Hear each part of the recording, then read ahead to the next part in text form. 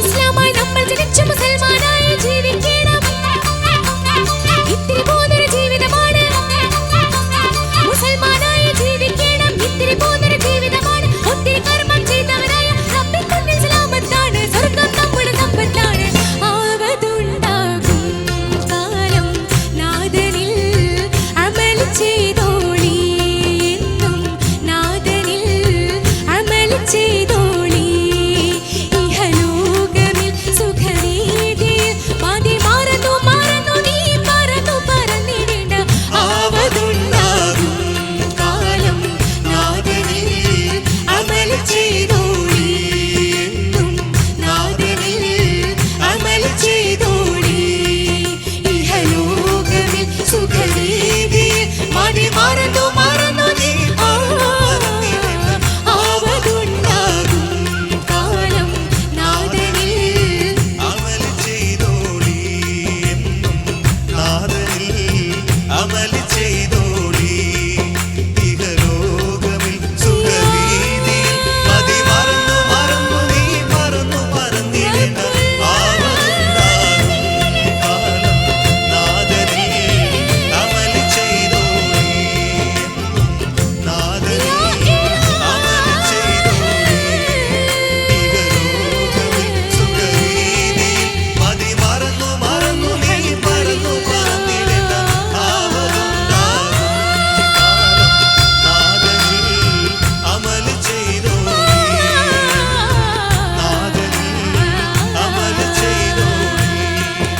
ഇഹലോകമിൽ സുഖവീതിയിൽ മതി മറന്നു മറന്നു നീ പറന്നു പറഞ്ഞിടേണ്ട.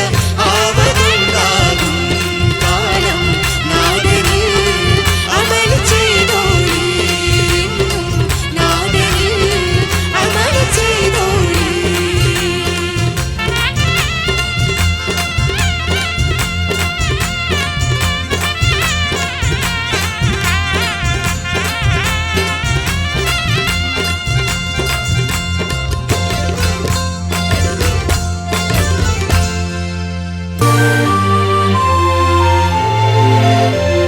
നല്ല ഒരു കവാലിയാണ്. ഇതൊരു നിലവിലുള്ള ഒരു കവാലിൻ്റെ ശൈലിയിൽ എഴുതിയാണ്, കവാലിയുടെ ശൈലിയിൽ എഴുതിയാണ്. ഇപ്പോൾ ഔസ് മുഹിയുദ്ദീൻ എന്ന് പറഞ്ഞ പ്രസിദ്ധമായ ഒരു കവാലി സോങ് ഉണ്ട്. ഞാനത് മുമ്പേ പലരും പാടുന്നതാണ്. ഈ അടുത്ത കാലത്ത് ഇബ്രാഹിം ബീരിച്ചേരി നമ്മെ വിട്ടുപോയ അദ്ദേഹം അത് പാടി ഒരു കാസറ്റ്, ഒരു CD ഇറക്കിയിരുന്നു. അതിന് മുമ്പ് തന്നെ അസീസ് തായ്നീരി പോലുള്ള പഴയ പാട്ടുകാരൊക്കെ ഒരുപാട് ആളുകൾ ഇത് പാടുന്നത് ഞാൻ കേട്ടിട്ടുണ്ട്. ആ പാട്ടിൻ്റെ അതേ എന്താ പറയുക, കൃത്യമായി അതേ ശൈലിയിൽ എഴുതിയൊരു പാട്ട്, അതേ വരികളിൽ എഴുതിയൊരു പാട്ടാണത്. ഇത് അപ്പു വെള്ളിപ്പറമ്പാണ് എഴുതിയത്, കണ്ണൂർ ഷെരീഫാണ് പാടിയത്. ഏതായാലും മോള് എന്താ പറയുക, നല്ലൊരു പെൺകുട്ടിയെ സംബന്ധിച്ചിടത്തോളം ഏറെ സ്ട്രെയിനുള്ളൊരു പാട്ടാണിത്. കാരണം ഷെരീഫ് പാടി വെച്ചത് കൊണ്ടാണ് ഞാൻ അങ്ങനെ പറയുന്നത്. ഞാൻ ഷെരീഫ് പാടി കേട്ടിട്ടുണ്ട്, കണ്ണൂർ ഷെരീഫ് പാടി കേട്ടിട്ടുണ്ട്.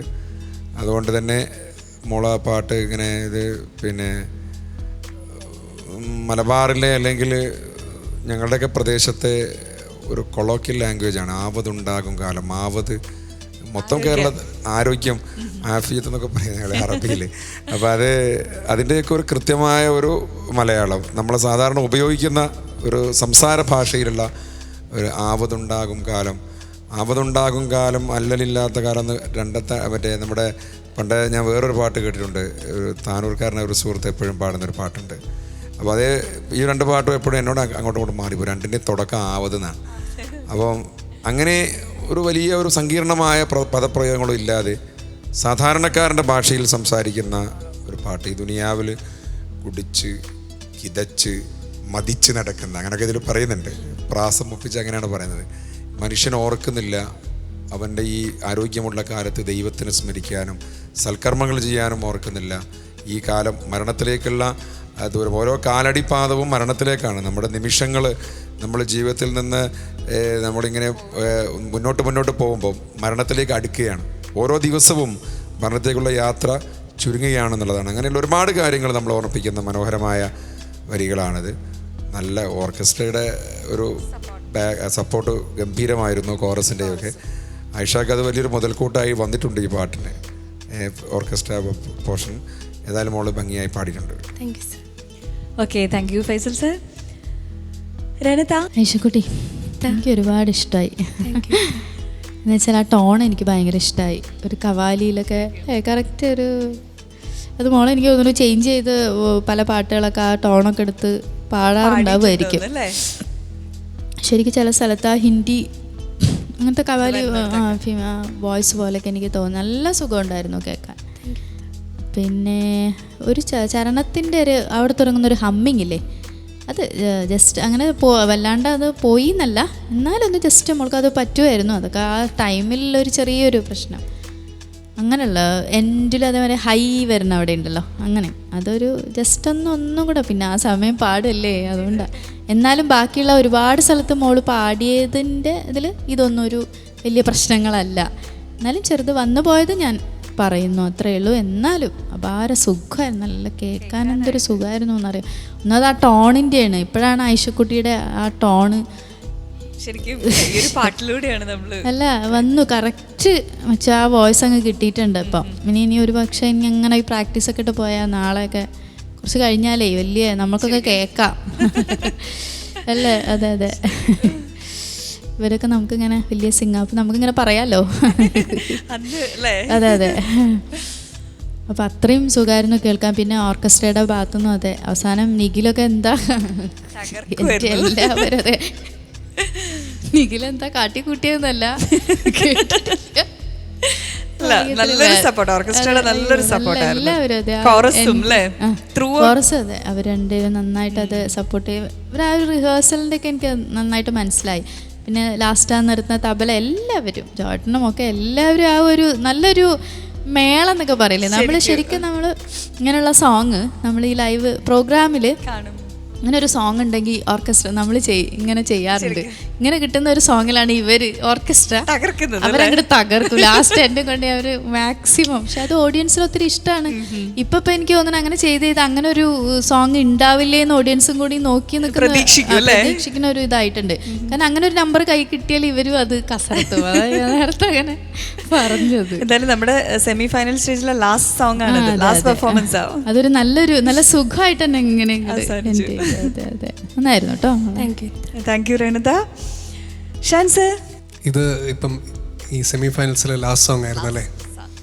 ഇതെൻ്റെ ഇതിലും നല്ലൊരു വഴി വേറെ ഇല്ല. ഞാൻ ഇങ്ങനെ ആലോചിക്കായിരുന്നു, എന്തെങ്കിലും ഒരു ഫിലിമിലോ എവിടെയെങ്കിലും ഒരു സിറ്റുവേഷൻ ഉണ്ടാവുകയാണ് ഒരു കവാലി സോങ് കമ്പോസ് ചെയ്യാൻ പറ്റുകയാണെങ്കിൽ എനിക്ക് ഇതിൻ്റെ അപ്പുറം വേറൊരു വോയിസ് ചിന്തിക്കാനില്ല എനിക്ക്. കാരണം തുടക്കം തൊട്ട് ഞാനിങ്ങനെ ഭയങ്കരമായിട്ട് എൻജോയ് ചെയ്തു. ഐഷയുടെ വോയിസ് അതിൻ്റെ 100% ക്വാളിറ്റി ഈ ഒരു പാട്ടിൽ വന്നിട്ടുണ്ട്. എനിക്കാകെ ഈ പറഞ്ഞ പോലെ ചരണത്തിൻ്റെ ബിഗിനിങ്ങിൽ മാത്രം ഒന്ന് ഫീൽ ചെയ്തു. അല്ലാതെ ഇതാണ് ഐഷ കലക്കി. Thank you Shan sir. Aisha കിട്ടിയേ. അപ്പോൾ ഇനി നമ്മുടെ പ്രാർത്ഥന വേണ്ടത് എന്തിനാ? ഇപ്പോൾ മാർക്ക് കിട്ടാനൊരു പ്രാർത്ഥന വേണം. പിന്നെ ഇനി ഷാൻ സാറ് സംഗീത സംവിധാനം നിർവഹിക്കുന്ന ഒരു സിനിമയിൽ കവാലി ഒരു പാടാനുണ്ടാവട്ടെ എന്നും കൂടി പ്രാർത്ഥനയിൽ എപ്പോഴും ഓർത്തോ. നമുക്ക് ചോദിച്ചു നോക്കാം അല്ലേ? മാർക്ക് ഷാൻ സാറിൻ്റെ അടുത്ത് തന്നെ സ്റ്റാർട്ട് ചെയ്യട്ടെ. Shan sir 29 out of 30, 29. Thank you Shan sir. Renutha 28.5. Out of 30, 28.5. Thank you Renutha. അപ്പോൾ ഫൈസൽ സാറിൻ്റെ മാർക്ക് ഹിഡൻ ആയിരിക്കും. എൻ്റെ മാർക്ക് ഹിഡൻ ആണ്. ഔട്ട് ഓഫ് 10 ഞാൻ പറയാം. രണ്ടാമത് ബൈജിയെ കൊണ്ട് ചോദിപ്പിക്കണ്ടല്ലോ, ആദ്യം അതങ്ങ് തന്നാല്. 9 ഔട്ട് ഓഫ് 10 9 മാർക്സ് ആണ് ഫൈസൽ സാറ് നൽകിയിരിക്കുന്നത്. അപ്പോൾ ഈ ഖവാലി റൗണ്ടിൽ ഐഷക്കുട്ടി സ്കോർ ചെയ്തിരിക്കുന്നത് ഔട്ട് ഓഫ് 70 66.5.